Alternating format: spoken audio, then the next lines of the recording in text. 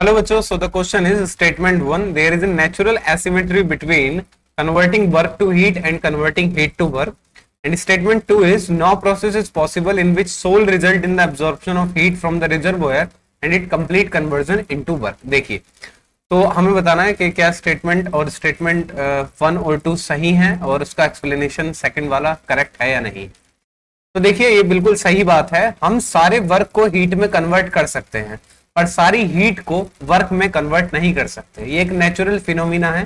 देखिए, सारा वर्क जो भी हम काम करते हैं उससे एनर्जी क्रिएट की जा सकती है, लेकिन जो हमने एनर्जी क्रिएट की है वो सारी एनर्जी सारे काम में लग जाए, ऐसा नहीं हो सकता, क्योंकि यहां पर कुछ ना कुछ नुकसान हमेशा रहेगा। हीट हमेशा एक्स्ट्रा मतलब चीजों में काम करते हुए और उसका नुकसान भी काफी रहेगा, यानी कि हीट जो है हीट का वर्क में जाते समय लैप्स आएगा। तो that's why total heat can not be converted into total work, है ना, ये फैक्ट है। सो स्टेटमेंट 1 जो है बिल्कुल सही बात है।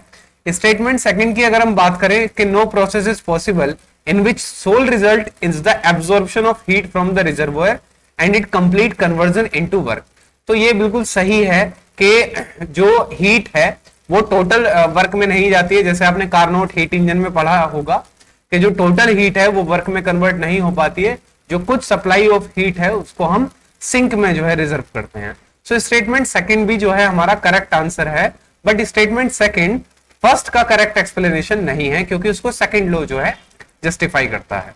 So hence option B will be the correct answer. Statement 1 is true, statement second is true, but statement second is not the correct explanation of statement 1. So I hope the concept is very much clear to you. Thank you and best of luck.